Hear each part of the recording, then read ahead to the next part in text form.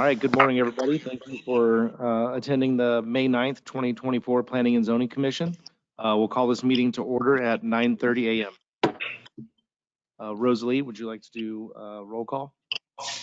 Commissioner Arnett, Commissioner Curley, Here. Commissioner Dan Zyson, Commissioner Dan Zyson. Here, can you hear me? Thank you. Commissioner Landau. Here. Commissioner Lawrence, Here. Commissioner Montoya, Here. Commissioner Swart, Here. Commissioner Slasher, Here. Vice Chair Lindblom, Chairman Hernandez. Here. Chairman, we have a quorum. All right, thank you, Rosalie. All right, time for announcements. This meeting has been noticed in accordance with Open Meeting Law, ARS 38-431.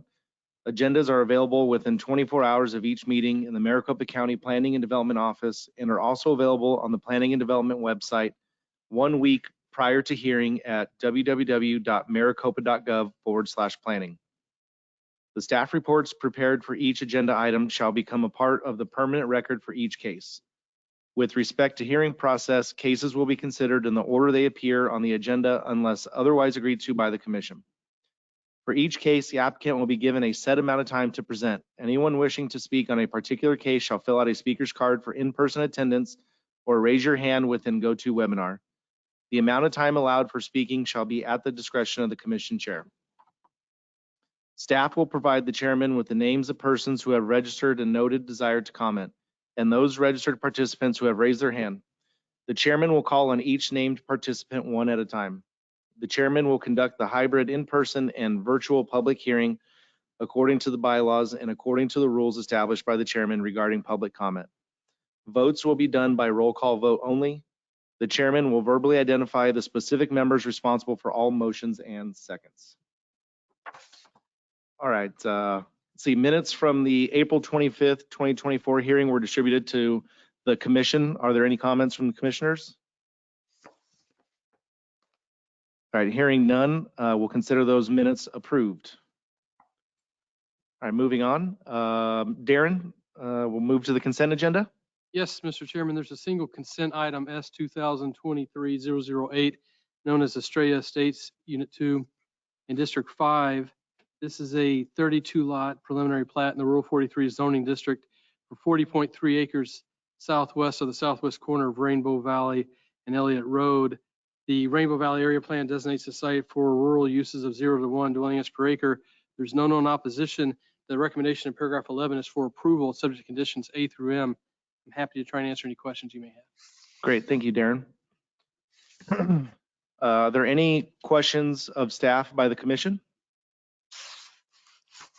Is there anybody in the public that is interested in speaking? There's no public interest. David, with the webinar team, is there anyone interested online? There's no indication online. All right.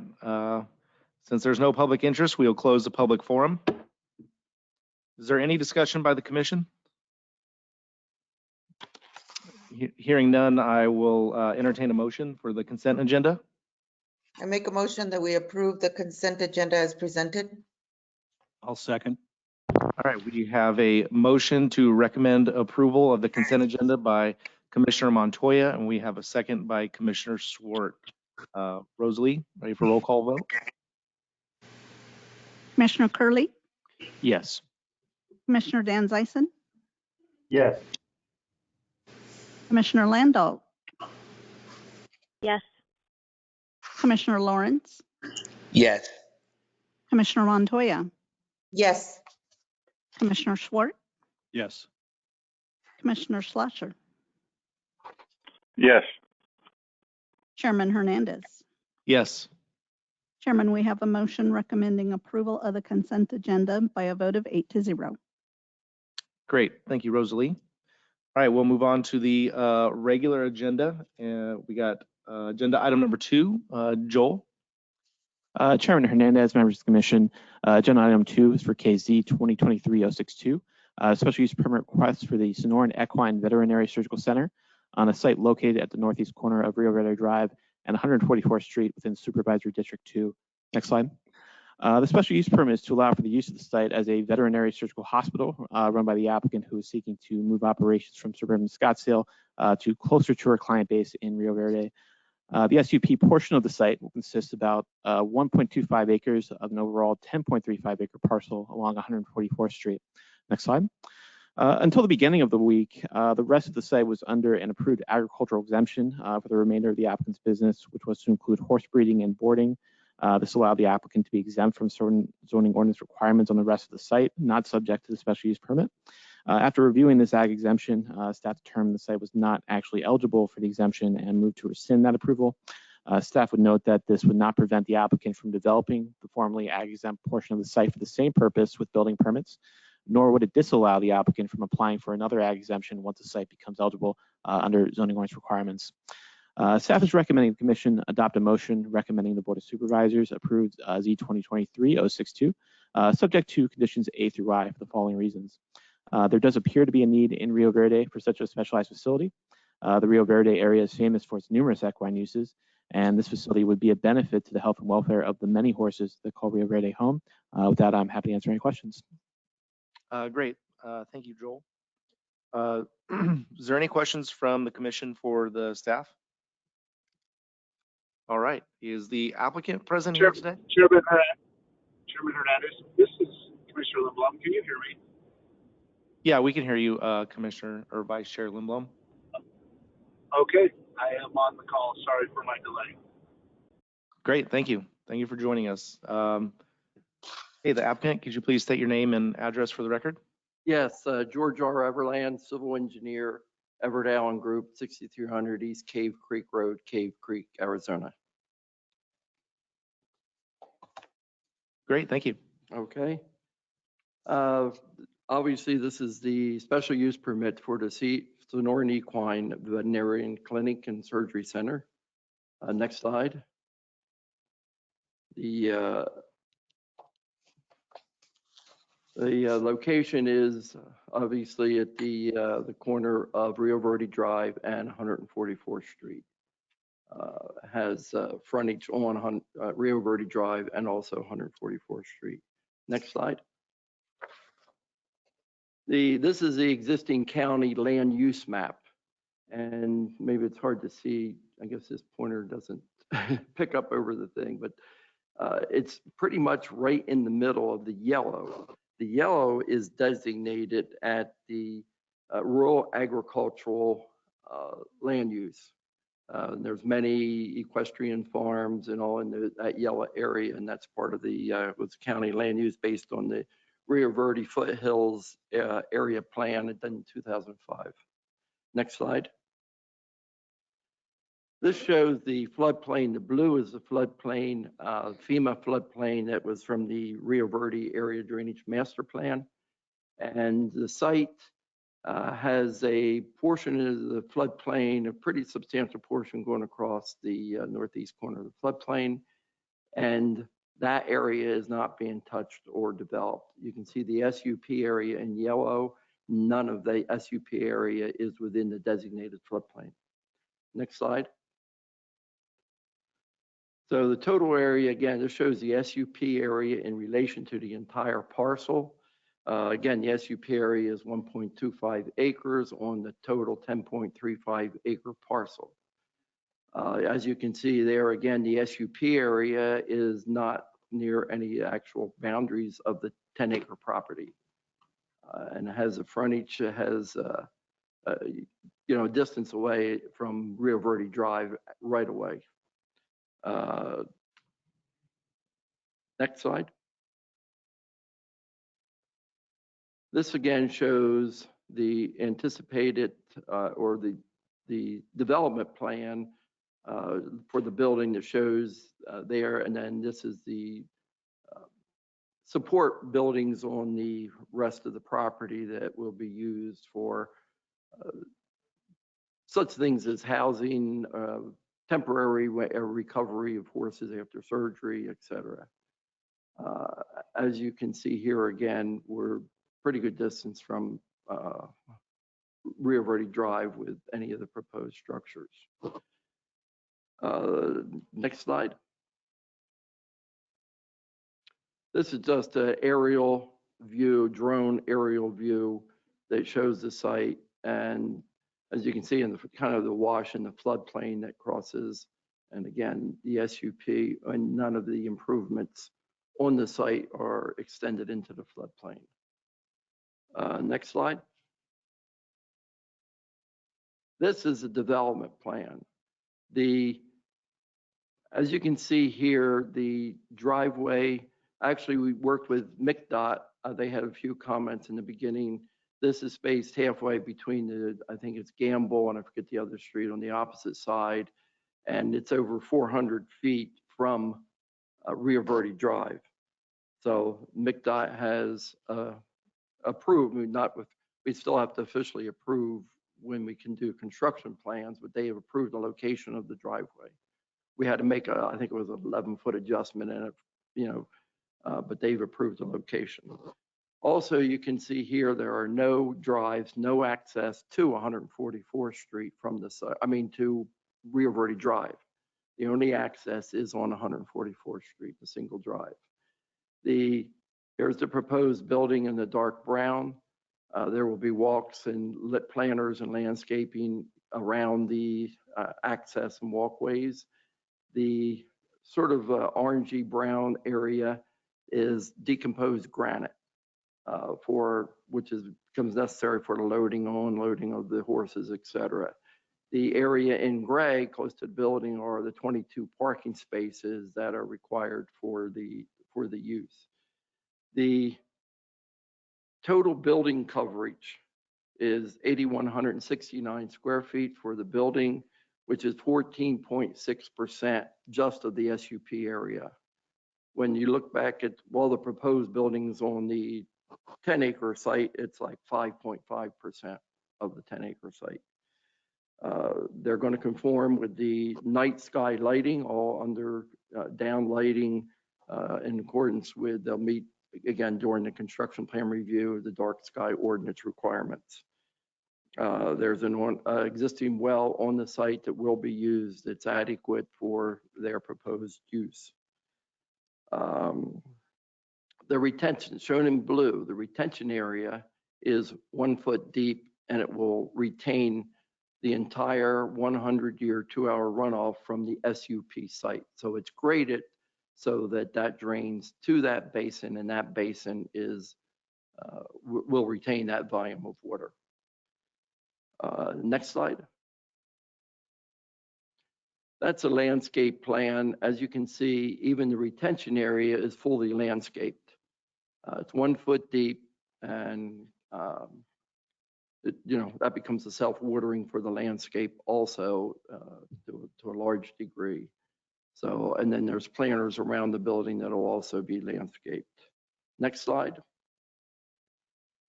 This gives you some elevation views of the building, and the maximum height of the building was 25 feet to stay within the requirements. There's different elevation views. Next slide, which is probably better to visualize this. This is a 3D perspective looking at the front kind of entrance of the building. Next slide. That's another perspective view, a little different angle looking at the same building and the parking areas. Next slide. That's a floor plan of the building that shows the 881.69 square feet. Office areas, administrative and office areas total 3,587 square feet. And the treatment area in the rear portion will be 4,582 square feet. Next view. This is a view of Dr. Ashley Allward's existing facility at 60th Street and Bell Road. And this is what two reasons want to move. As you can see, development, pretty intense development has occurred all around.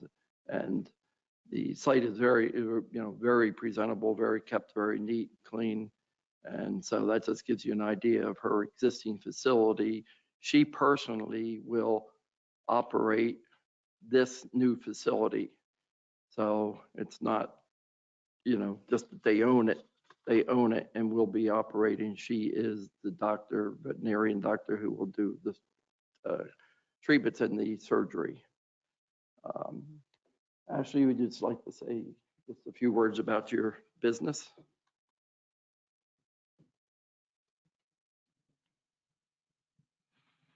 Will you please just state your name for the record? Good morning. My name is Dr. Ashley Allward. I am the owner of Sonoran Equine and Southwest Equine Hospital.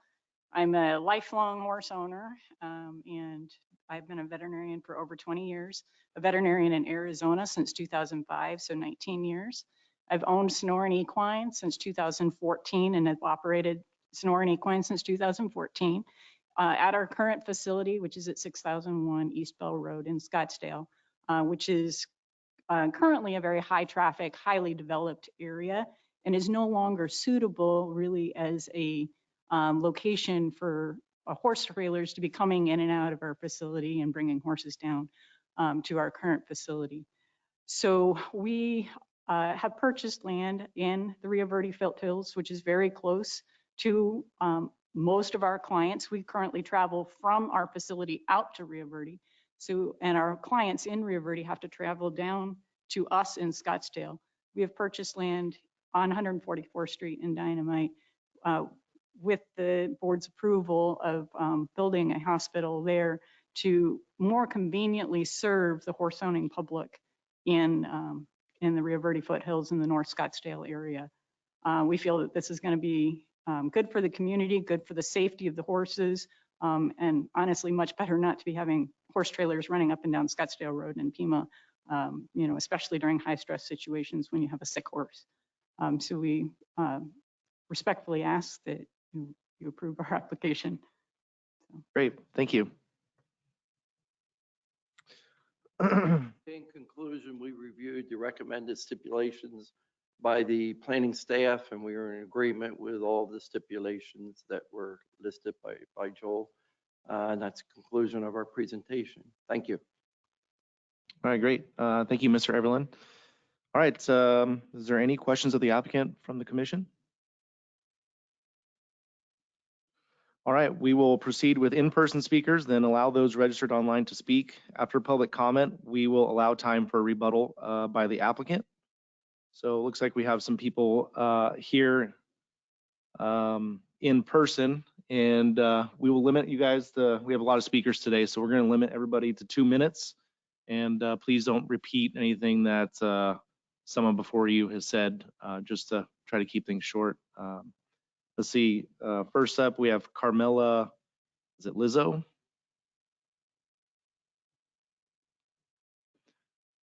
Good morning, thank you for coming down. Will you please state your name for the record? Carmela Lizzo.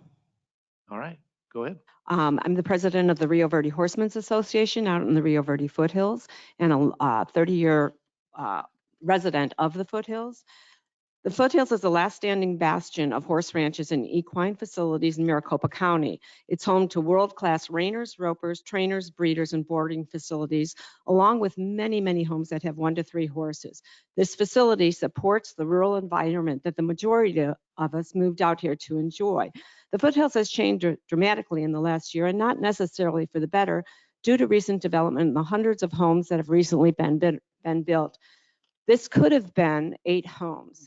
And those 8 homes, with an average of 3 cars per owner, would produce 24 cars, which is 2 cars less than the parking spaces that are allowed at this facility. They're also very conscious of the dark sky, and I have neighbors whose homes are lit up like airplane freeways.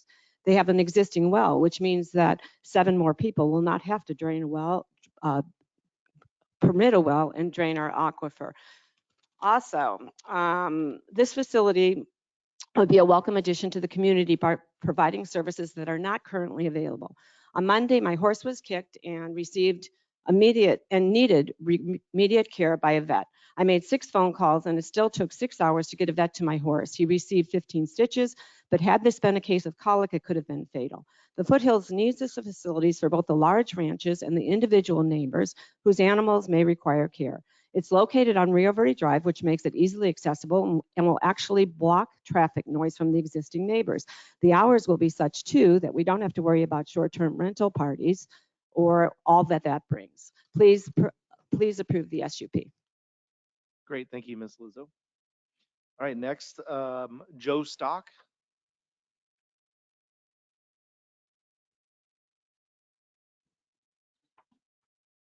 Good morning, thank you for coming down. Would you please state your name for the record? Joe Stock. All right, go ahead. Okay, I've lived out in the Rio Verde foothills for 30 years. I've seen some changes, and I'd like to say this change would be great. I've had horses for 30 years out there, and to drive in town with an injured horse is tough to do. So I would recommend that Southwest Equine get the SUP permit. Thank you. Great, thank you, Mr. Stock. Next, James P. Foley.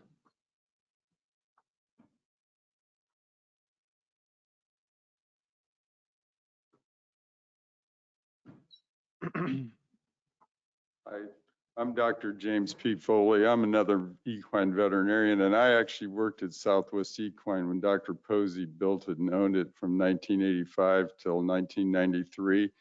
And I still go by there almost every day and have worked with Dr. Allward and the whole staff. And I think this is really will be a good thing to have out there, because I've lived in the area for a long time and seen the whole development of the equestrian facilities in Rio Verde. There wasn't much out here. When I moved here, there was no direct road from Pima to Rio Verde. You had to go up Alma School after Happy Valley to Alma School to get out there. And, you know, it's really nice and it's changed a lot, but I think this fits in very well with the existing equine facilities there and will be a real asset to everyone. And I know these people very well. I mean, they're personal friends of mine, but it's a total high quality operation. I've been fortunate to work around a lot of good veterinarians in this area. And, you know, we're lucky to have so many, but they're extremely good, and it'll be a real asset to the whole Scottsdale area, and especially Rio Verde. So I hope you will approve it. Great, thank you, Mr. Foley. I think that's it for in-person speakers. David, do we have anybody online that wishes to speak? No one. Julia Henny has requested to speak. Okay. Julia needs to. Oh wait, maybe she's on here twice, so it's hard to know which one of these is actually her. But I have unmuted her so she could speak. She needs to do that on her end though.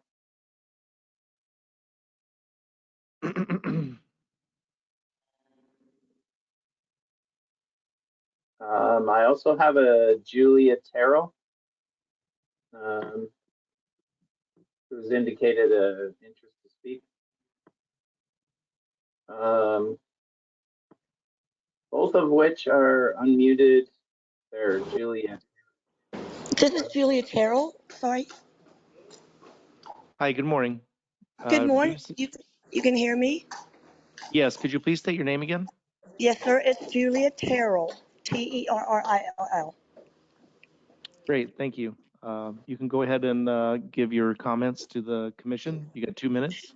Sure. I just would like to say that I'm representing our farm, Horseshoe Springs, a boarding facility in the Cave Creek area, and we have worked and been clients of Dr. Allward's for 20 years. And I guess we want to speak to the fact of her professionalism, of the facility that she currently has in the Scottsdale area is pristine. It's obviously a surgical hospital. It is treated as such, hygienically, and from the standpoint of the grounds, it's a beautiful, well-maintained facility. To have her a little bit closer to us in an area that is safer for travel with sick horses and from a traffic perspective, would be wonderful.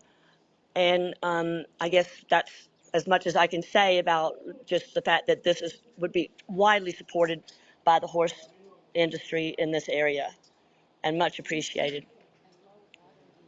All right, great. Thank you, Julia. Sure. David, did we ever get the other person figured out? I did correspond, but again, she needs to unmute on her side, and I don't. There, Julia, are you able to? Hi, can you hear me? Yes, we can hear you. Would you please state your full name for the record? Thank you. My name is Julia Henny, Henny. First name Julia. Okay, great. Go ahead and present to the commission on your stance. Thank you so much. I'm a direct line of sight neighbor across the street from Rio Verde, and I just had questions actually. I think the notion of a facility is fabulous for the area, clearly. I note just as a direct line of sight neighbor that the elevation of the land is quite high, which in turn creates a significantly higher profile for the building. And I was just curious if that is relevant to this hearing today. Okay, I got Wayne telling me yes and Darren telling me no. Well, Mr. Chairman, the maximum height is based upon the building's height from the adjacent grade. So that is not changing. Okay, did you hear that, Be considered, Julia? it is a matter that can be considered by the board if you wish to weigh that. Okay, But the 30-foot maximum building height is existing in Rural 43 zoning district today. okay. So the existing RUPD 43 is has a maximum height of 30 feet. So my understanding is whether it was a single family residence as without the SUP, it would still have a limit of 30 feet. And even with the SUP, it'll still have a limit of 30 feet, correct? Chairman Hernandez, that's correct. So does that answer your question, Julia? Yes, that was the main question. The other question I had previously was just about lighting, which I understand is I did receive a very cordial email explaining the lighting, and my understanding is it wouldn't bleed over onto other surrounding lands. Is that correct understanding? From my understanding from reading the case, yes, that is the case. Okay. Well, I just want to say that I don't have an opposition. I hope that this is approved, but those were my two concerns. The elevation being just a significant addition to the visibility of the project. But it's a beautiful facility. All right, great. Thank you, Julia. David, do we have anybody else with their hands raised or anybody online wishing to speak? No one else has indicated an interest in speaking. All right, sounds like we're done with that. Didn't hear any opposition. Usually would give the applicant time for rebuttal. Is there anything else that you'd like to say? All right, then. No, we're totally in agreement with, again, we want to see the maximum height, and the down lighting is being designed to really meet the dark sky ordinance when we submit the construction building plan. All right, thank you. At this time, we'll close the public forum. Is there any discussion among the commission regarding this case? In my opinion, it seems like everybody who spoke was in support of the case, so I will entertain a motion at this time.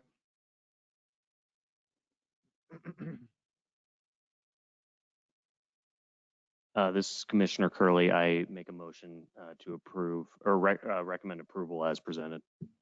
I'll second. All right, thank you.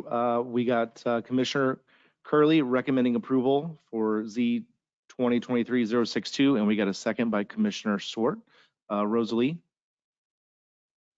Commissioner Curley, Yes. Commissioner Dan Zeisen, Yes.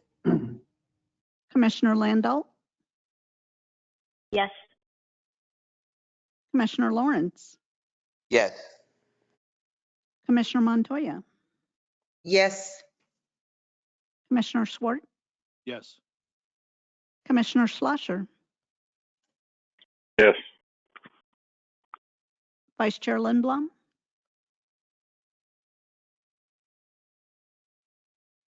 Vice Chair Lindblom, are you on the phone? Chairman Hernandez. Yes. Chairman, that's a motion recommending approval by a vote of 8-0. All right, great. Thank you, Rosalie. All right, moving on to Chairman Hernandez, I accidentally hung up and I was a yes, and I think you caught that with Darren, but. I Okay, just wanna thank make you. sure. That'll be a vote of 9-0. Thank you. All right. Thank you, Vice Chair Thank Lindblom. you. Thank you, Rosalie. All right, moving on to agenda item number 3, Z 2023-014. Andrew? Thank you, Chairman and members of the Commission. Case Z2023-014 is a request for a special use permit for a wedding event center located at approximately 2.36 acres of rural 43 zoned land at the southeast corner of Santan Village Parkway and Greenfield Road in the town of Gilbert area. The applicant is proposing a 9,089 square foot barn building with a 1,527 square foot chapel to hold weddings and other events for up to 300 guests. The applicant generally expects events to be held on weekend nights, though there is no limitation of days within the application. Additionally, the applicant has stated that their business practices will include ceasing all outdoor activity by 9 p.m. The town of Gilbert has provided written opposition to the proposal, stating that the use does not meet the town's current general plan designation of neighborhoods. The town states that they would prefer the applicant annex the parcels into the town and develop utilizing the town's development code. The town is requiring full frontage street improvements with a turn lane and would like the applicant to attach the development to the town's sewer system as opposed to the planned septic system. Since the printing of the staff report, staff has received 2 letters of opposition from direct adjacent neighbors who are concerned with the noise, traffic, and frequency of the proposed use. The applicant has provided staff with a letter of support from the neighboring church to the north. Additionally, the applicant has provided staff with a 127 signature petition in support of the proposal. Due to the timing of the petition submission, staff was unable to map each signature and does not know the area that the petition represents. As staff stated in the staff report, staff is generally supportive of the proposal and feels that through the use of the conditions of approval, each city concern has been addressed. Staff recommends the commission make a recommendation for approval with conditions A through I. Staff would like to note that condition C has been modified for approval to 15 years, expiring in 2039. While this date is in conflict with staff's own analysis, which supported a 10-year interval, staff supports the extension to 15 years due to the associated development costs and potential construction delays. Thank you for your time. At this time, I would be happy to answer any questions. Great. Thank you, Andrew. Is there any questions from the commission for staff? Is the applicant here ready to present the case? Thank you, Mr. Chairman. For your record, my name is Rod Jarvis with the law firm of Gallagher and Kennedy, address 2575 East Camelback Road, Suite 1100. I'm very pleased to present this case before you today. The theme that I'm going to return to again and again is that this is the very best site for this use that I believe could be found anywhere in this area. And there is a reason, actually a couple of reasons that I can cite as to why that is the case. If we could perhaps go to the next slide there. And let's keep going until we get to one of the photos there, the first photo. There you go. Thank you. This site is heavily impacted by rather significant development that has occurred in the past 10 to 15 years. When I say rather significant, I am greatly underselling it. Let's just walk through that for a moment. First of all, to the immediate south, 900 feet away, you have one of the largest temples of the Church of Jesus Christ of Latter-day Saints in the world. And that particular facility attracts a great deal of use, particularly for what in the LDS Church are called sealings, which is the wedding ceremony within the doctrine of the Church of Jesus Christ of Latter-day Saints. I'm going to return to that in a moment.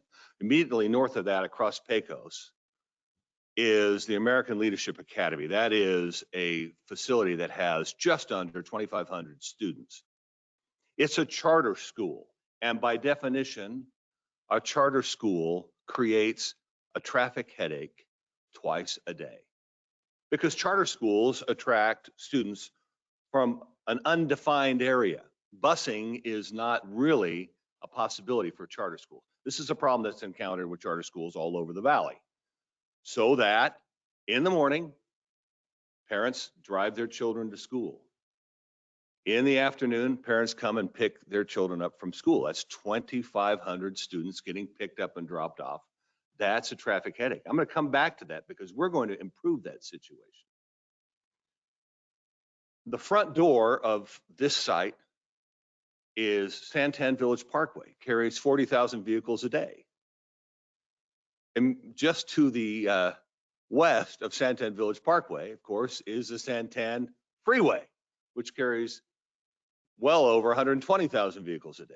And on the immediate west of the Santan Freeway is Santan Village and Santan Marketplace. That is the largest retail, apartment, entertainment, and office complex in the entire state of Arizona. It is massive. All of this impacts this particular site. I'll come back to that in a moment. To the immediate north of the site is a large and busy church called the Life Church, and to kitty corner to the northwest of that is a large apartment complex, the Santan Apartments. All of this to the south, to the west, to the north, to the northwest, all of this development has greatly changed for those two lots that are still residential facing towards Santan Parkway, greatly changed the world for them. Now, the one to the immediate south continues to be residential, but when that owner is ready to sell, it would be very difficult for that owner to sell it as a residential, permanent residential lot. The only real residential use that this site is suitable for would be, it's two lots now, it's been made into two lots, would be VRBOs. And we all know what the issues are with VRBOs. VRBOs are wonderful for travelers. They're not so wonderful necessarily for the next door neighbors because they become party sites. That's what happens with a VRBO. And they are not very well controlled. That's been the continuing tension with VRBOs. What we're proposing is a use that is going to be very controlled because the county has this wonderful SUP vehicle to use, which can stipulate us to a very specific site plan and very specific use restrictions. And that's what we're going to do. These use restrictions that we're proposing to you largely came from us in advance of ever meeting with neighbors because we knew that we needed to fit well with the neighbors. What we're going to do is protect those neighbors from further encroachment, from all of that impact that I have walked you through just a moment ago. That's one of the reasons why this is the ideal site for this particular use.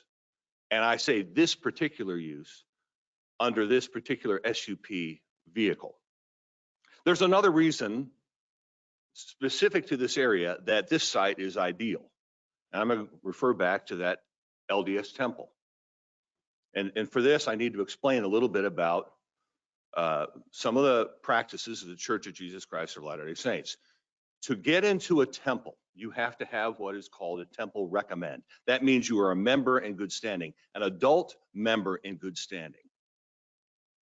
Now, I'm getting to be older and older. My wedding is longer and longer ago. I just celebrated my 43rd anniversary. 43 years ago, I married my wife in the Arizona Mesa Temple. She continues to be the only member of the LDS Church in her family. They all live in Florida. They did not come out for the wedding because why would they?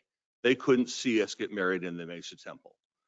And back then, the LDS Church did not allow couples to have a civil ceremony anywhere near. It had to be a year between the civil ceremony and your temple sealing ceremony. That was a very unfortunate practice in my view, and that's changed in the past 10 years. Now the LDS Church allows LDS couples to have a civil ceremony on the very same day that they have a sealing ceremony. The only reason I'm burdening you with all of this information is that LDS temple there in Gilbert has 6 or 7, I can't remember, sealing rooms. And you can imagine on any given Saturday in particular, there are a whole lot of weddings happening in that temple, a lot of sealings. And there's a whole lot of those weddings that involve family members and friends who are not adult members in good standing of the Church of Jesus Christ of Latter-day Saints, and they can't see that sealing ceremony, but they can see a civil ceremony. And to have this facility that close by will be very, very significant for a whole lot of people that are using that temple. That's another reason why this site is so ideal. Now, let me hasten to add, this facility is not only going to serve members of the Church of Jesus Christ of Latter-day Saints by any means, and it's not just going to be weddings, there's going to be other events as well. But that's important to that particular area. Now, let's move on as to some of the other reasons why this is such a wonderful opportunity. If you can go to the next slide, that's it right there, White Barn Event Center. You see there photos of the existing site. The site was abandoned as a residence a long time ago. My client came in and purchased this property, has cleaned it up some, but it's an old abandoned house. And the development that we're going to show you in this presentation is going to be a beautiful enhancement, an aesthetic enhancement to the neighborhood. Next slide, it shows further cleanup that's been done. Now let's go to the next slide. That's the site plan. You can start to get a sense for how this fits in. You see there's a photo down below and then the larger site plan up above. You can see that for over half, looks more like about 65% of our frontage to the north, we're adjacent to the Life Church, and the Life Church is a supporter. We are adjacent to 2 residences there in on the north, in the eastern portion. And notice what is back there. A double row of trees, a large setback, the chapel, green space. In short, it is not a high activity area. The party happens in that larger building there, and it's in the building where the party happens. The weddings happen in that chapel over there, to the east. To our south, we have a neighbor. We have good relations with that neighbor. I will not speak for that neighbor. We have had lots of conversations. We feel very good about our relationship with that neighbor. Let's skip the next slide. That shows landscaping in a little more detail, but let's move on to the rendering. There you go. There you see, I think mine are a little bit out of order to what you all are looking at, but there you see the parking lot in front, and then the White Barn, and then the chapel. Now, it's called the White Barn and it's designed to look like a barn because it's a rural setting. This is intended to reflect the rural atmosphere into which it is being placed. And let's talk a little bit more about these buildings as long as we're looking at them. What is the number one complaint that weddings and event centers get? It's sound impacts, isn't it? That's what we hear. And so my client is going to great expense to build two buildings, two soundproof buildings. And the stipulation we offered up, and which you see in the staff report, is that there will be no amplified music outside of those buildings. None, ever. Furthermore, as to unamplified music, there will be no brass instruments, no percussion instruments, because even without amplification, those instruments can make sound impacts offsite. That is a stipulation that we've offered up from the very, very beginning because we know that we need to be good neighbors. What will happen outside, you'll have the wedding there in that chapel, and maybe after the wedding, if the wedding ceremony is performed there, or prior to the reception, there will be a cocktail hour out in that green space when photographs are being taken. Those of you who have gone to weddings recently know that that's the tradition now. There's a 60-minute period roughly where various people are being called over by the photographer for different photographic groups. And that will take place in that beautiful green space.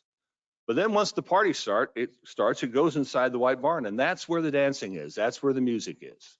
So it's very important to understand that not only are these beautiful buildings, but these are buildings that are designed to protect the neighborhood. All right, let's move on to the operations slide. Thank you. We've already talked about the music and the sound issue.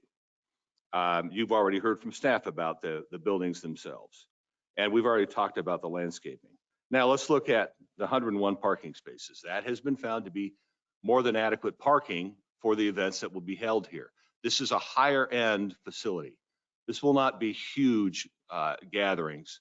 This is a higher end facility, and those tend to be a little bit smaller groups than the huge weddings, primarily because the higher end party offers more food. It's a little more expensive, and so people pare back the numbers. But while we're talking about the parking, this is a good time to talk about another benefit to the neighborhood. You know, I mentioned the parking problem for the American Leadership Academy to the south. And that problem is a problem the neighborhood experiences every day. As a matter of fact, when we had our first neighborhood meeting, that was discussed at length, and we promised we would go and study it and see what we could do. And we went to the county staff and we talked about whether it was even possible to try to gate off the road to the north, Fairview. And that just did not appear to be a possibility. And then we explored with the town of Gilbert various things we could do to try to restrict people coming in and out and force them to go out to Santan. And the town staff was not interested in that. So what we did is we went to the American Leadership Academy and made an agreement with them. And we said, look, if you need parking overflow for pickup and drop off times, and if you need parking overflow when you have an event, parents' night, a festival, a performance of some sort or another, and it doesn't conflict with a wedding or other event that we're having, you're welcome at free of charge to use our parking lot. And they reciprocated and said, likewise, if we're not using our parking and you need extra parking, you can use ours. The benefit is really going to go primarily toward the ALA, toward the academy. We're not likely to ever, or if ever, very rarely need any of their parking. But we're going to be able to relieve the neighborhood of an awful lot of the stacking that's going on every day, every morning, every afternoon by the use of our parking lot. So we're very, very pleased to be able to offer that. I've already talked about how the receptions are held only inside the barn. Events are mainly on the weekends, although we are not restricting the evenings. That's just a matter of the market. That's how it works. Between 5 p.m. and midnight, all outdoor activities of any kind will cease by 9 p.m. So there won't be any cocktail hour. There won't be any photographs being taken, nothing like that after 9 p.m. outside at all. All wedding and reception activities, as well as any other indoor activities of any kind cease by midnight on the site. That's a hard time, a hard deadline. Okay, now going to the next slide. The only other use on the site will be office hours. Those are very limited. I won't go into that in great detail. Those are very limited. Now let's talk about traffic. That's going to be another issue that people are going to raise. I've already explained we are actually a benefit to the area vis-a-vis traffic because of the academy and what we can do for the academy's parking and access problems. But we are able to present to you that we are not going to create any traffic cut through on Fairview or Fry to the north. And how can we be so confident? Because when people come to an event center like this, they follow GPS map. That's how everybody motors around these days. I'm sure you all do. That's how I do. And GPS maps doesn't send people through neighborhoods. GPS maps will send our clients and their visitors to us down Pecos and Santan Village Parkway. That's how it'll work. We will instruct all of our vendors who are coming to and from the site, who get used to coming to and from, that they must not cut through the neighborhood. They must use Santan Village Parkway, Pecos, to access us. When people leave, once they're familiar, there might be a temptation to cut through. And that's why we will put employees out on the street to direct them using cones out to Santan Village Parkway to exit. That's how we're going to make sure that we don't add any traffic problem to the neighborhood. None of this happens if it's VRBOs, by the way. The control of noise, the control of traffic, any of that, VRBOs would be completely unrestricted. Lighting is low level. That's the other concern. Don't want to, light up the night sky. Don't want to, create some sort of glare problem. All the lighting is low level. On top of all of that, we have worked extensively with the town of Gilbert, and we are putting in extensive street improvements on Greenfield in front of us, all the way down from where it meets Santan Village Parkway down to the southern border of our site, and then tapering from there to the south. Right now, there's roughly 20 feet of pavement. We'll have to remove some of that. It's going to end up 30 feet wide. We're going to have curb and gutter on our side. There's going to be a right turn lane coming off of the Santan Village Parkway connection down into Greenfield, into our area. These are expensive improvements. These buildings and these street improvements are very expensive, but we are doing them in good faith with the town to make sure that we improve the situation that's there now.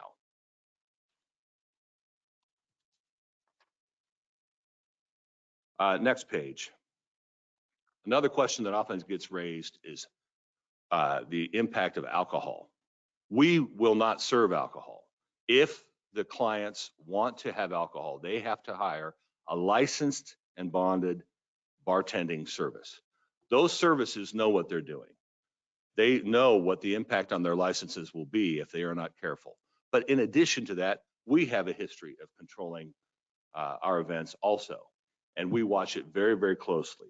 We can assure you, based upon long track record, my client has 2 existing facilities, beautiful facilities in the city of Mesa, that we are not going to have alcohol problems. That if anybody is getting overserved, we immediately close the bar, and that's the end of alcohol service that night.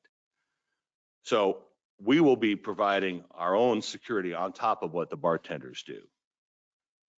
The next page, the next slide is a slide that synopsizes the traffic study. That backs up everything that I have already told you. I will not go into that in great detail because I've already set that forth. The next slide shows a site plan for all of the improvements. So let's go to the conclusion page. This is the best site. It is a much needed use. It provides extensive street improvements. It provides parking overflow for the academy. It will create no sound impacts, no light impacts, no traffic impacts, and it will be a buffer from the immense existing impacts to the west, south, and the north. With that, I'd be happy to answer any questions any of you may have. Great. Thank you, Mr. Jarvis. Is there any questions for the applicant from the commission?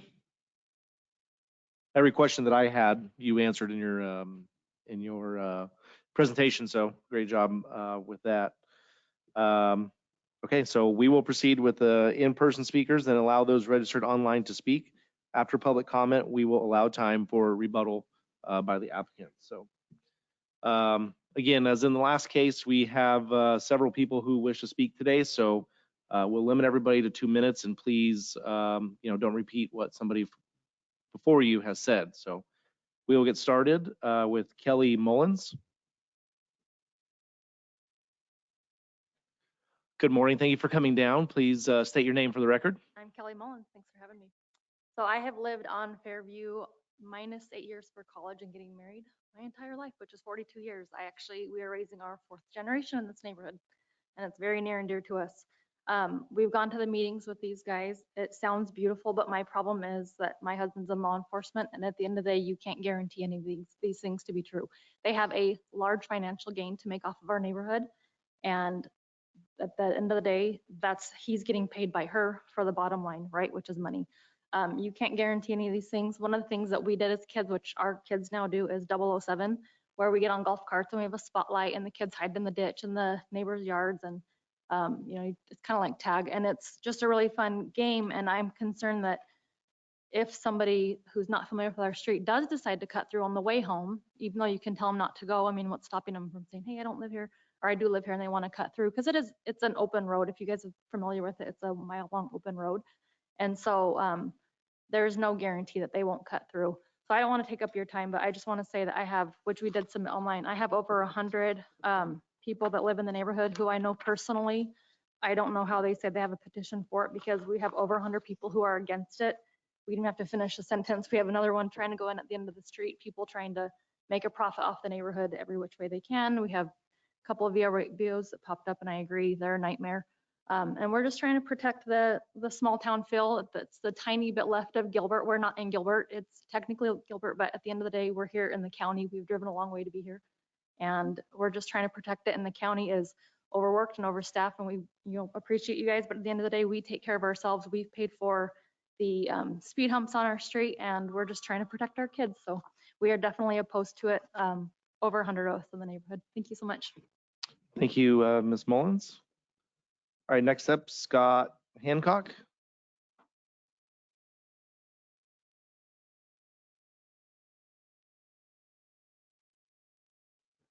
Good morning. Thank you for coming down. If you'd please state your name for the record. My name is Scott Hancock. Hey, I wanted to kind of talk a little bit about the LDS Church. They allow you to use their ward buildings that are scattered everywhere. They're free to use. You don't have to pay for them. We don't need an event center for that. So I just wanted to make sure I said that. Another thing is, on this busy road that's so tragic, and that this is the only use for it, there was a new home built within the last 6 months. A beautiful, nice home. If this lot was available, another beautiful, nice home would be built. The other thing is the additional turn lane that they're proposing to bring in, that we already have, and we've talked about this, a traffic issue. We have ALA being a problem for about 15 to 20 minutes in the morning and 15 to 20 minutes in the afternoon. That's about it. I think for a 30-minute discomfort for the neighborhood versus a 15-year plan for this thing to be out is not much to ask for. We are in a neighborhood that is being overrun by we all were out here before this society, and society's catching up with us. We had to put in our own speed bumps because of traffic. There's no guarantee that they're saying they're going to control human nature. There's no way to do that. The second piece the last piece I wanted to make sure I mentioned was that when we talk about the impact to the neighbors, no one's talking about the financial impact that an Airbnb or an event center will have on these properties. No one's talking about the lights and they say it's going to be low light. It's still light. Right now we are quiet. We have animals that live there. This is an impact that they don't talk about, that they're going to be within an acre of other houses, and no matter what they put up, that's what's going to be. So I appreciate you stating that I'm opposed to this. Thank you. Great. Thank you, Mr. Hancock. All right, next up, Marco Ferenz.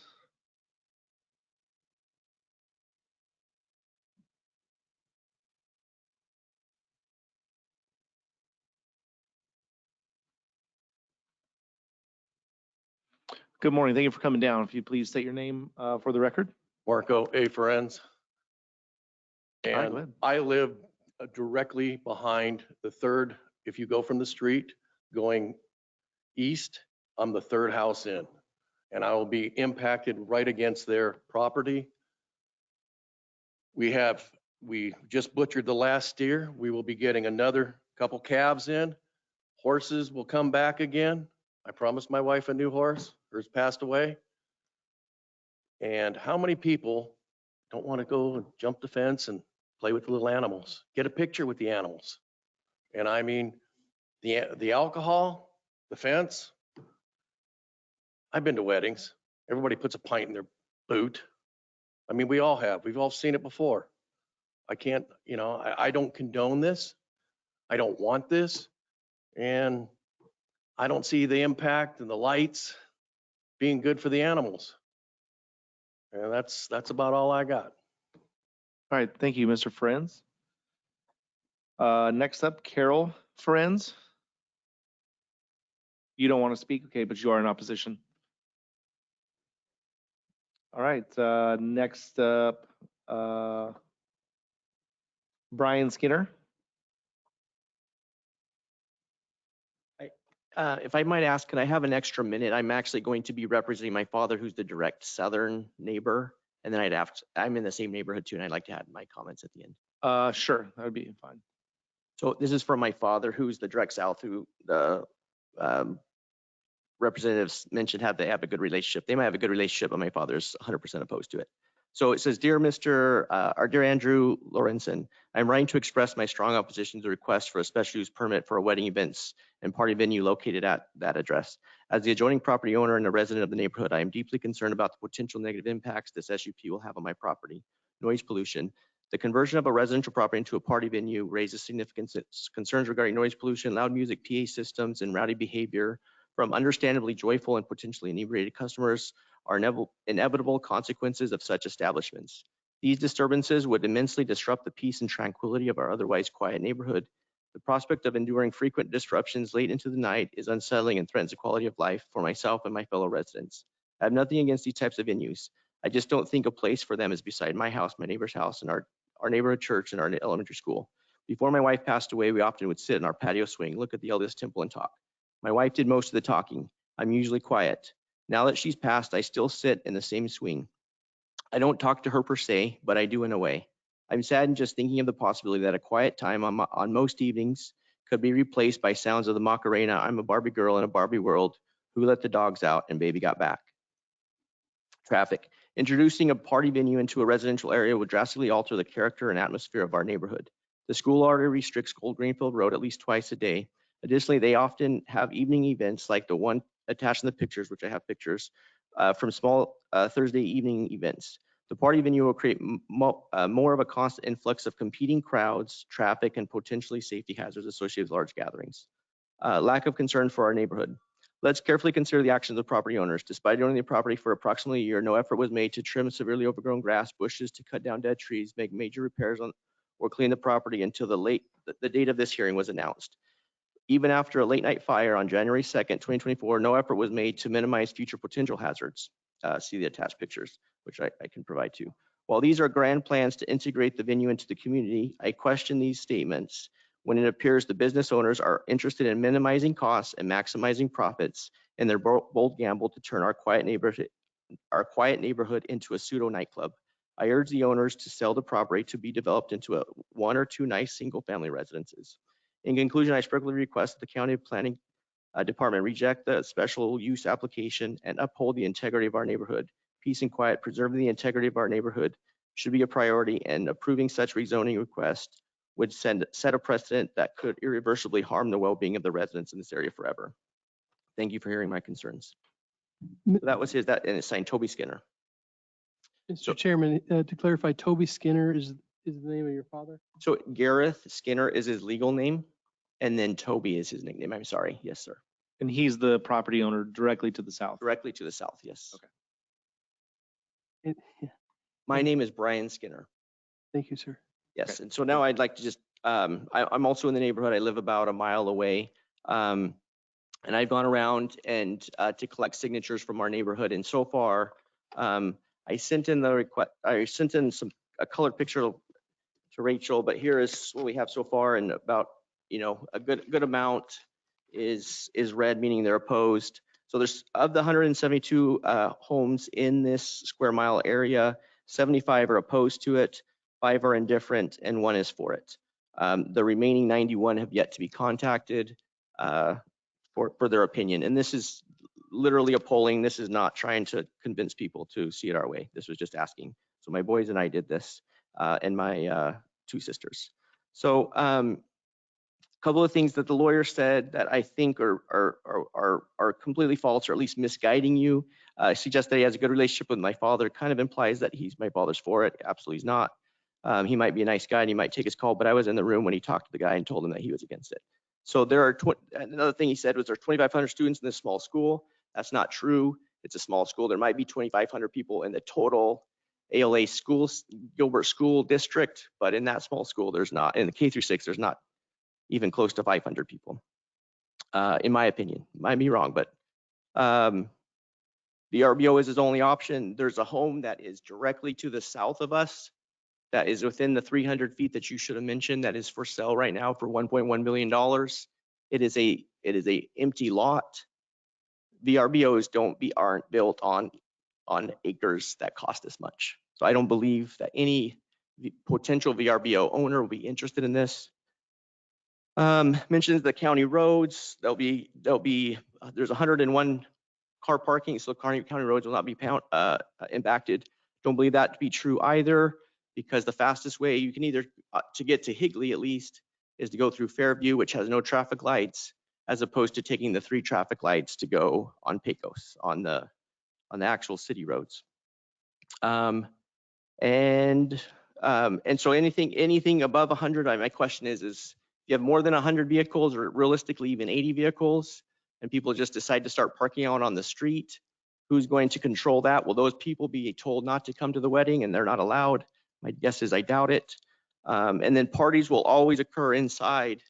I don't believe that either, because on nice weather, I'd rather be outside any day than inside a chapel. And I believe this is just a money grab where the end was in mind, and they've come back to figure out what can we do to show that we actually care about the community. I don't believe they care about the community at all. I think they just care about making money and making the most money possible. Anyway, I yield my time. All right, thank you, Mr. Skinner.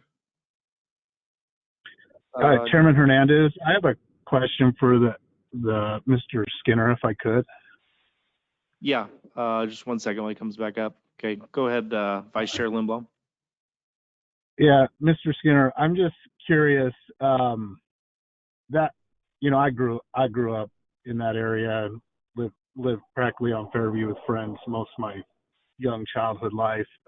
Know a good amount of the neighbors there, and get the fun job of voting on this today. So one of my questions is, as I've looked at that area, and certainly when you look at, is this an appropriate land use?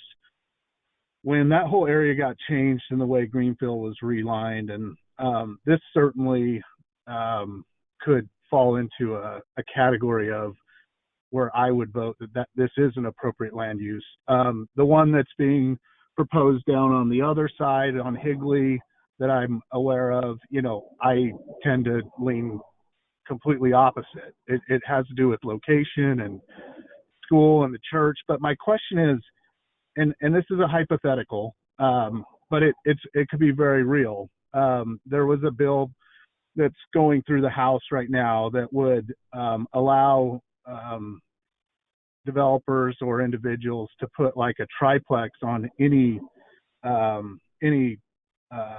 area that's zoned for a single family residency. So in your opinion, and this is just a hypothetical, would you rather have a triplex built there, or would you rather have, and this is just, I'm just trying to understand where you guys are coming from on this, or would you rather have a venue like this? Because a triplex could really, if this passes through the House and Senate, would be a real scenario for you. And I'm curious on that. 100% understand. I believe this property, was sold for $1 million. It's 2 acres. It's abandoned. So obviously they knew what they were buying. I think it's the cheapest property they could have afforded.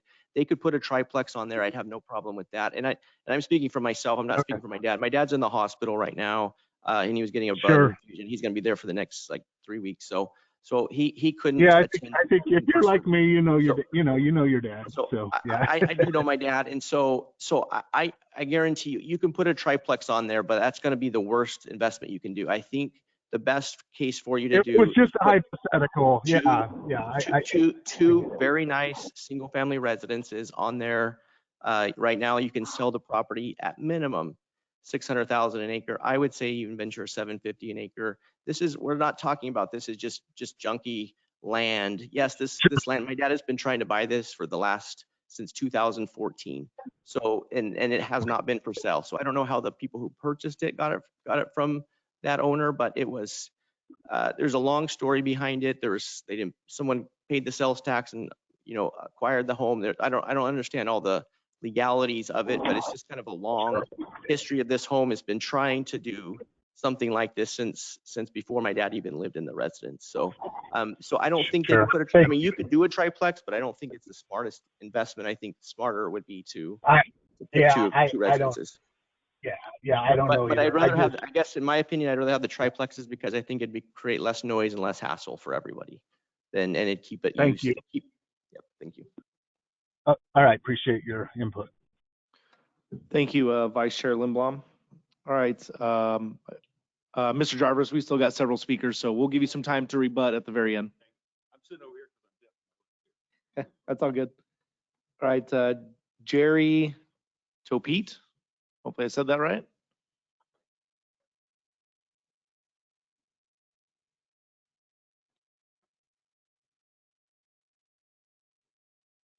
All right, thank you for coming down. Could you please state your name for the record? My name is Jerry Topete. I've been in DJ for 39 years, worked for Adriana for the last 15. I know that a noise ordinance is huge and there's ways to control that. And she has a system in place that it's a hard stop when we're supposed to stop.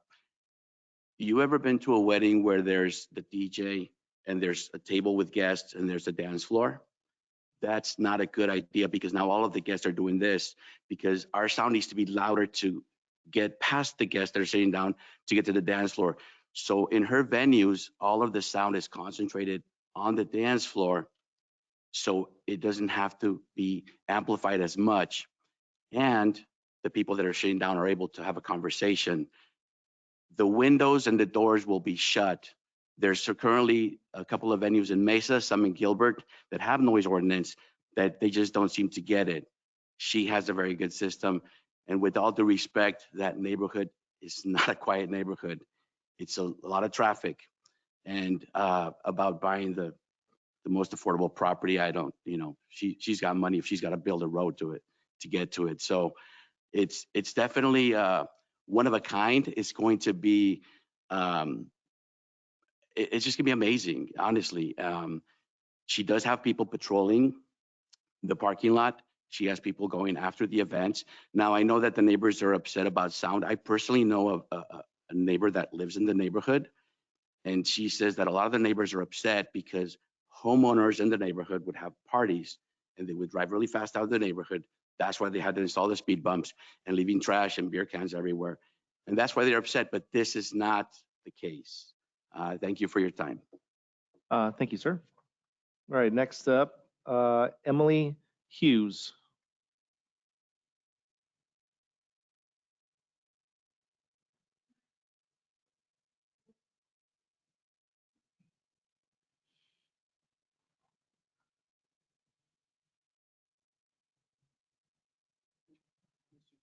Yes. Down. Just a reminder that Commissioner Montoya has to leave at 11. Okay. We still have a quorum. Okay, sounds good. Thank you, Darren. All right, good morning. Thank you for coming down. Would you please state your name for the record? Good morning. My name is Emily Hughes. I am a coordinator. I've been a coordinator since 2006. I actually met Adriana in 2016 and coordinated for managed one of her venues. And so I have, just giving you a little bit of background of myself. So I have run a couple of my own wedding venues, and by far hers have actually been my favorite, because she's just a very ethical person in the way that she runs her businesses. Going to the venue, kind of hitting on the traffic, this is the way that the wedding venues are set up, or the events. It's not like a school. I know they talked about, 30 minutes in the morning and 30 minutes in the afternoon. The weddings are not like it's still a trickle in and a trickle out, because some people come to the ceremony only. Some people just come for the reception. Some people come an hour beforehand because they want a good seat. Some people show up 15 minutes late. Some people just stay for dinner. Some people just stay for cake. It's not everybody show up at once, everybody leave at once. It's a trickle in, trickle out. As a wedding coordinator, I know to expect people to arrive 40 minutes to an hour before, and the older folks leave early. And so I also want to say that this venue has been carefully thought out. It's not a pop-up venue. It's not a backyard venue. It's something that she's put a lot of thought into.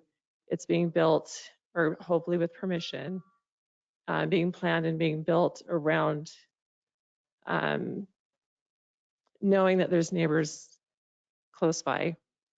It's talking about the traffic and the soundproofing. She's put a lot of extra into making sure that there's at least some sort of a relationship with those neighbors. And with the venues that she has right now, she has maintained very good relationships with those neighbors. As far as the liquor, that is something that I stopped counting the amount of events I've done. I've done over 1,000. I stopped counting 1,000. In her contract, I think the longest section of her contract is regarding the alcohol. The bar, I know that in that contract it says no liquor in the bride's room or groom's room. Alcohol doesn't leave the front door, it stays inside the building. There's last call 30 minutes before the ending of the venue. Certified bartenders to serve it. When I go over these contracts with the brides, I'm pretty thorough, because I want the expectation. Everybody needs to know the expectations right up front. And so I have closed down a bar before. I know that there have been couples who have not booked with me because we were not going to be a good fit for them. And on the flip side, we've had people book with us because we do have a very thorough contract that we go over with them. Let's see. I was trying to take notes during all of this, so my time's up. All right, cool. Thank you, Mrs. Hughes. And I'd also like to state for people that are online, we've got 15 other people in attendance that are in support that do not wish to speak. So I don't think we have anybody else in person. David, is there anybody with their hands raised or anybody online wishing to speak? I have 2 people and maybe a third. So Layla Ladani, I just unmuted, so she was first up. Hi, everybody. Can you hear me? Yes, we can hear you. Can you please state your name for the record? Yes, my name is Layla Ladani. I'm a professor at Arizona State University, and my husband also is a professor at ASU. We purchased this our property. We're just immediately adjacent to the north of this property that is being built, and we bought our house about 2 years ago because we wanted to live in a peaceful rural community. We didn't think that this is going to happen. And so this is going to impact our property significantly because we are already being impacted by the traffic. We already have people going through our neighborhood, and we don't want any more traffic, which I'm sure it's going to happen. The other problem I have is my yard is, adjacent to this property, and I'm going to, suffer the light, I'm going to suffer the noise, I'm going to suffer everything that's going to happen. My neighbor, Marco, just spoke. He's a veteran and he needs peace and quiet. We are going to lose all our peace and quiet if this is happening. They mentioned the school. The school is obviously for our children. It's a very small school. We can stand that. It's for education of our children. It's not for the benefit of a commercial property. This lady has an option to buy a property somewhere else that doesn't have that doesn't uproot the whole community. She can find another property, but 200 other people who live in the neighborhood can't find other place to move immediately and leave this neighborhood. This is a neighborhood that a lot of them have lived in it for many, many years. They have their kids playing around in the streets. It's a very quiet neighborhood as opposed to what they say. It's a quiet neighborhood. We try to preserve our peace and quiet here. We don't want more crimes. We don't want more drunk drivers going through our street. I have, kids playing in the street every day, and I want to be sure that they're safe. The other thing I wanted to mention is, we're in a county island. They mentioned about, having a good relationship with neighbors. They didn't even come talk to us about, what they're going to do. We don't even know what what they're trying to do, and we just have to participate in this to figure out. Everything that they said is good in words, but you all know when it comes to action, things are not going to happen the way they are. They're not going to be able to contain people in a building. There's going to be people outside. There's going to be people parking in the streets. The streets are already limited. I don't think this is the right place for them. I think they should find another place. The whole neighborhood has to pay for this commercial building to make their money. This is not the right place for these people to build their property. And the other thing I wanted to say, there was a question about if someone or if it could be used for another purpose. There was a few proposals. As a matter of fact, I know someone else who wanted to purchase that property and build residential, like nice houses in it, but their proposal was rejected. So, this is not, when you said this is going to be, triplex or something like that, first of all, that plan hasn't been approved. Secondly, and it's a hypothetical plan, but if it was up to the neighborhood, we have a lot of use for it that can be much more friendlier. It would be much more peaceful than what they're proposing to do. And I'm done. Okay, thank you very much. David, do we have anybody else online? Yeah, I have Scott Henderson. Yes, I'm here. All right, Scott, could you please state your name for the record, and could you please keep your comments to under 2 minutes? Yes, it's Scott Henderson. And the location, I haven't heard, I don't know if I missed it, the height of this barn that they're building, but I'm assuming it's 20, 25 feet. And our property is about 5 properties north of that.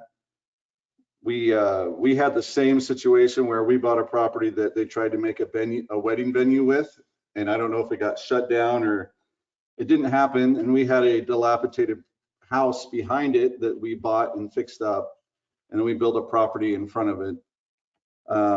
Anyways, where we are at, that barn would directly block this great view we have of the temple that we, built our house in order to get that, and we spent millions of dollars trying to do that.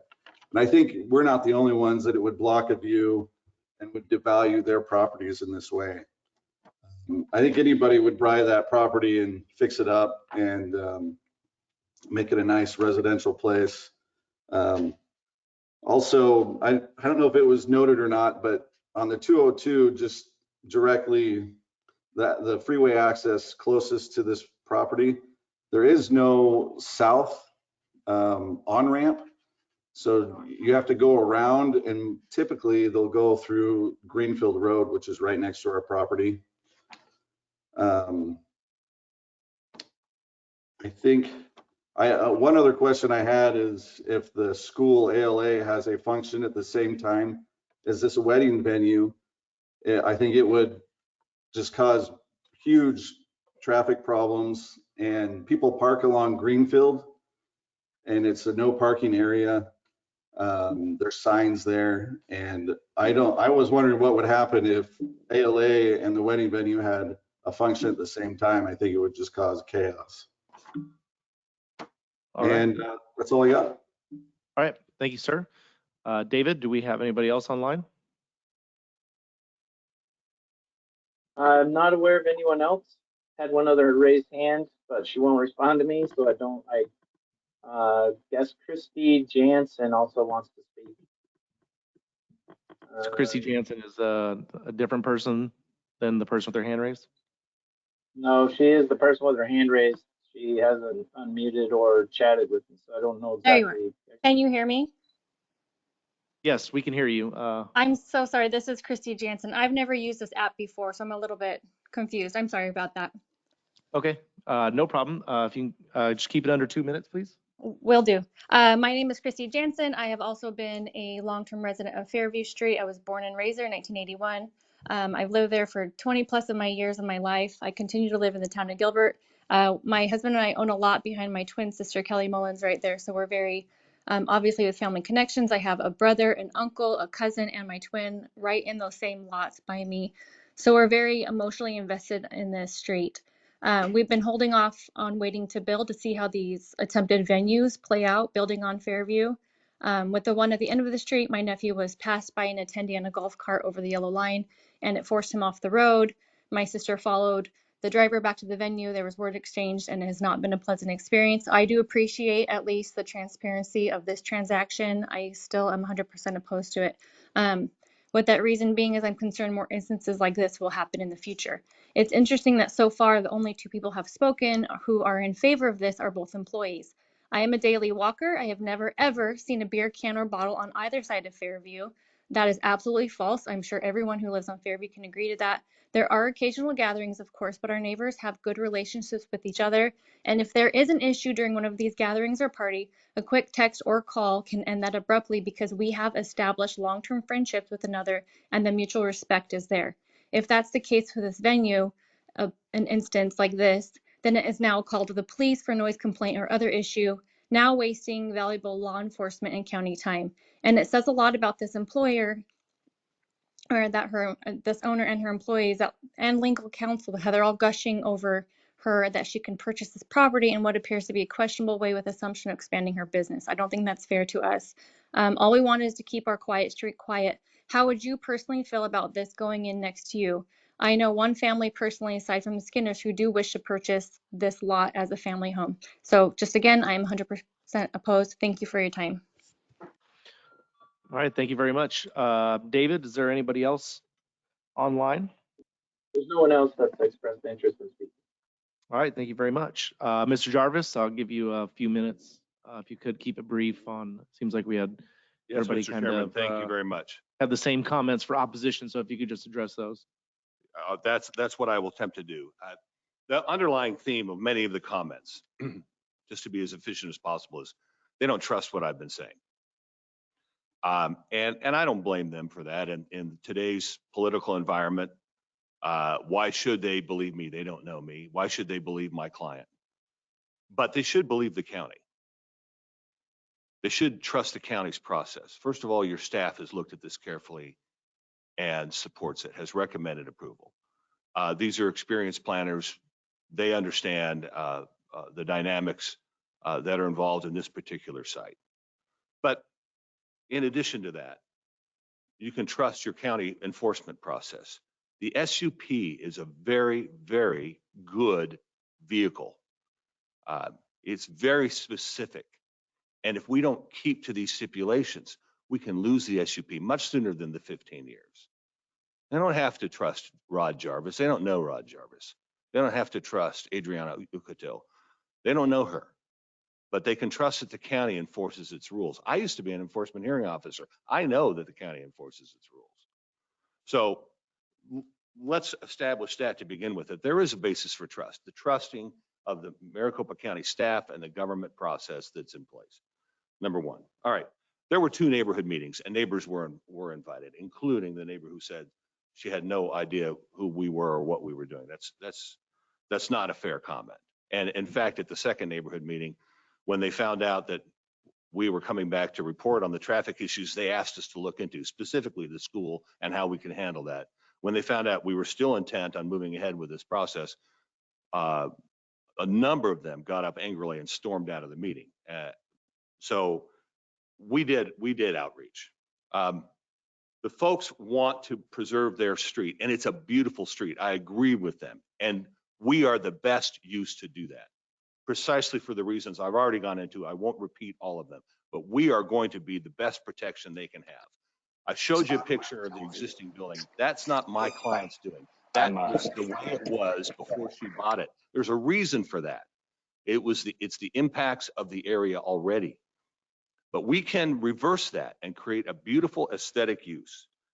We will be an enhancement to the area, and so we will increase property values in the area. We will handle the sound issue. We will handle the traffic issue. We will improve the traffic issue. By the way, if they want to look it up, the student population at American Leadership Academy is 2,486 students. They can look it up. And we will preserve views. By the way, this is 2 lots. They both could have 30-foot high homes on them. There's been a lot of speculation about and discussion about what could go there. Let's just deal with the facts then, all right? The facts are there's an existing abandoned facility. There's a reason why it was abandoned. And the facts are what we've proposed is beautiful and an enhancement to the area. I'd be happy to answer any questions you may have. All right, thank you, Mr. Jarvis. All right, are there any comments or questions for the applicant from the commission? Mr. Chairman, I just have a brief question. Yes, Commissioner Swart. Thank you. Mr. Jarvis, there was some information that was testified here today as it relates to sound. And I think that in the beginning of your program, you stated that both these buildings were soundproof and Yes. that all music would be on the inside. Is that? Yes, that is correct. They will not hear us. Thank you. All right, thank you, Commissioner Swart. Is there anybody else on the commission who has questions of Mr. Jarvis? My question was, and what one of the call-in brought up was, what is the contingency plan? First of all, I think the site is underparked. I don't think 100 spaces for a 300-person wedding would be nearly enough, and I'm sure those are not very frequent. But in the event that you do have a large wedding and the school does have an event as well, I mean, what's the contingency there when both of you guys are relying on each other for additional parking? All right, let me talk about the parking for a moment. 101 spaces, I can tell you with confidence, is plenty for even if you have a 300-person wedding. And the reason is people come in groups and they come and go at different times. The traffic study indicated that our average trips in is going to be about 85 in, 85 out for an event. In the unlikely event that we actually have need for more parking than that, the chances that we're going to have a conflict between the school having an event at night, particularly on a Saturday night, which is our primary time for weddings, is so infinitesimally small that it really statistically does not exist. If we ever need the parking, we've got it. But again, if we really need another overflow, we have a good relationship with the Life Church. We can go to the Life Church, pay them a fee, and use we don't have a standing agreement with them because their events are fluid. So we have another parking lot to the immediate north. Okay, great. Thank you for clearing that up for me, Mr. Jarvis.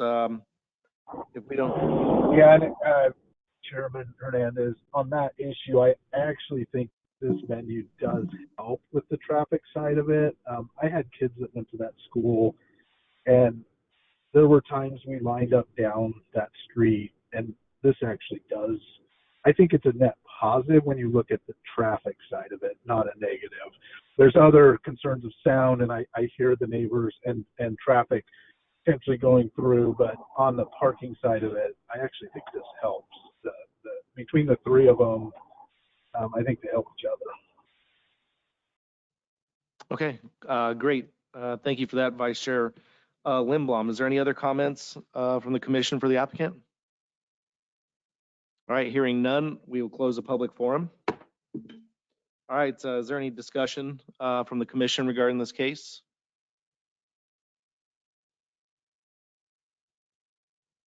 All right, I guess I'll start it off. I Yeah, feel like please this. do. Go ahead, Mr. Vice Chair Lindblom. Oh, I was going to say, please do. I think I'll make some initial comments, and then I would love to hear from the group, and then maybe I'll have some others. I think it is fair to say that there will be some who drive through Fairview. The way that that street is, you've got to be going westbound, or like it's minimal, but to say none is not accurate. I do appreciate the condition that the stipulation that the applicant's adding with cones and directing out of the neighborhood. Should that, and I've got to look again to make sure that's in writing, but that does help me on that side of it, of minimizing the traffic through Fairview.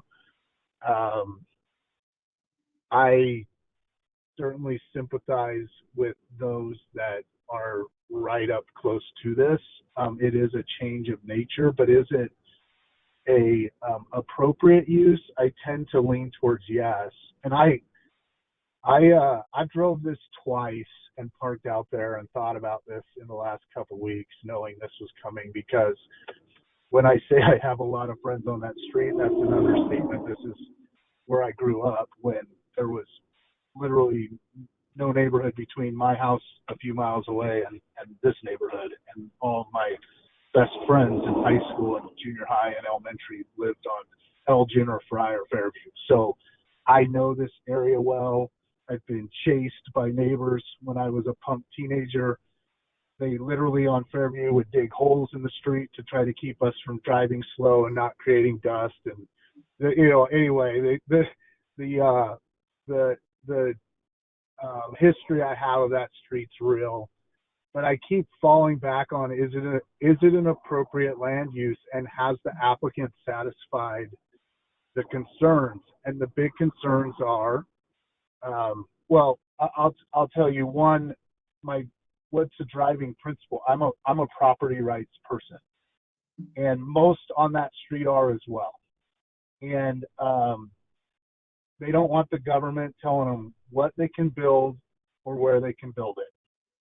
And that's a real reason why, like, on the Gilbert side of it, the Gilbert not recommending, staff believes that the applicants have met Gilbert's concerns. And so I don't want to force them into annexation, nor would I force any of them that live there into annexation. They shouldn't have to be forced into that to be able to build what they want to build. But when you start to infringe on other people's property rights, that's also, that falls within my purview of property rights and what drives me. So I can do what I want to do, but when I start to impact others, they have a right as well. And so I've leaned more towards supporting this project than not, because I feel the applicant has adequately satisfied the noise. I would really value this commission's thoughts on that and whether they have, and also just any thoughts that others have. I'm really on a land use, I'm torn. I mean, on a land use, I feel it's appropriate. I'm torn because there's some right next door that will be impacted. But I actually feel like what is being proposed, it's not ideal. A single family resident is ideal, but this property owner has a right to sell it. And if the land use is appropriate, then we should allow it. And that's where I'm leaning. So anyway, just would love to hear thoughts from others. All right, thank you, Vice Chair Lindblom. Does anybody else from the commission have any comments on this? I share, this is Commissioner Lawrence. I share Vice Chair Lindblom's sentiments. All right, thank you, Commissioner Lawrence. Yeah, this is a tricky site, we basically have two residential sites that are sandwiched between a school and a church. So, as far as being some sort of a transition from large lot residential to, essentially commercial to the west, I mean, this is a tricky site. Generally speaking, I'm opposed to event venues in residential neighborhoods. I think they can be a nuisance. I think no matter how hard you try to control the sound on these places, inevitably it bleeds out of the wedding venue and into the neighborhood. So I think this is a very difficult case to clearly say this is a good use for this property and this is not a good use for this property. So I'm kind of on the fence. I don't know if any other commissioners in that district have any other thoughts on that. No? I think we're the only one. Mr. Chairman? Oh, go ahead. Commissioner Schlosser. Yes, Commissioner Schlosser. I just want to say I agree with Vice Chair Lindblom. He's more familiar with the area, and also agree with Commissioner Lawrence with this application. I think it's appropriate use. All right, great. I would, Chairman Hernandez. Yes, I Vice. would feel more comfortable with a 10-year rather than a 15-year. I think an applicant needs to prove themselves out, and the use needs to prove itself out. And that is one thing that I do believe is something that should happen. This property is unique because that area, I mean, really transformed. You had a standing neighborhood that was there for decades with farm fields all around it, that had a freeway brought through it, that had a mall built within a close proximity, parks, the temple was built there. And this is what we would call a transition piece. Like, as those changes happen, those uses kind of redefine. And that's where I really become more supportive as a property rights owner and feeling that things are satisfied. This is a transition piece and it's appropriate. And I'm going to make some of my friends maybe a little upset, but they're guiding principles that I live by, that they actually live by too. But it's hard when it's literally next to you and some NIMBYism kicks in, and that's what happens here a little bit. And we get the fun job of trying to decide whether it's appropriate land use. And that's where I land right now. Thank you, Vice Chair Lindblom. Do we have the opportunity to change this from 15 to a 10-year SUP at this point? Mr. Chairman, yes. Okay. That would be subdivision C. Yeah, and I think that's a question that I have for Mr. Jarvis, is whether the applicant would be agreeable to that.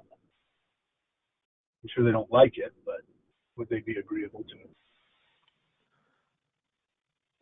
Are we allowed to ask him that? Is that something that the applicant would be comfortable with, Mr. Jarvis? We are certainly willing to support the will of the Planning and Zoning Commission. We would love to have it to be 15 years. We are spending an awful lot of money up in front. And of course, it could be shortened to 1 year if we don't keep up with the stipulations. We will have to answer to review in 10 years or 15. Yeah. 15 is obviously better for us from a financial forecasting. But if it's the will of the commission to go to 10, we will definitely support what the commission decides. Understood. Thank you. Thank you, Mr. Jarvis. That is certainly my will, and would be the only condition in which I would be supportive, is reducing that. And I know they are spending a considerable amount of money, those streets improvements. That street needs it. This is a real win for that area to get that street improved.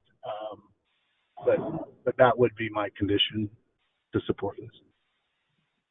Okay. Well, it sounds like the applicant is good with that, Vice Chair Lindblom. So if you're willing to make a motion. I'll go ahead.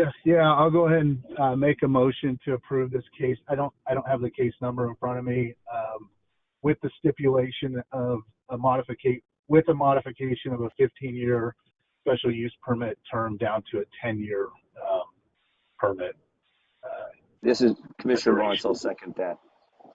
Okay, so we've got, we have a motion to recommend approval of Z 2023-014 with an amendment to condition C that the special use permit will expire on June 12th of 2034 instead of 2039. And then we have a second by Commissioner Lawrence. Rosalie? Commissioner Curley, Yes. Commissioner Dan Zyson, Yes. Commissioner Landau, Yes. Commissioner Lawrence, Yes. Commissioner Schwartz, Yes. Commissioner Schlosser, Yes. Vice Chair Lindblom, Yes.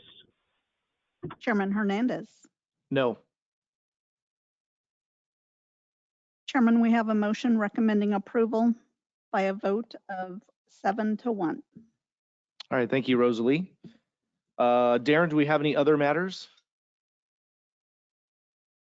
The May 23rd Zipper work session meeting is canceled.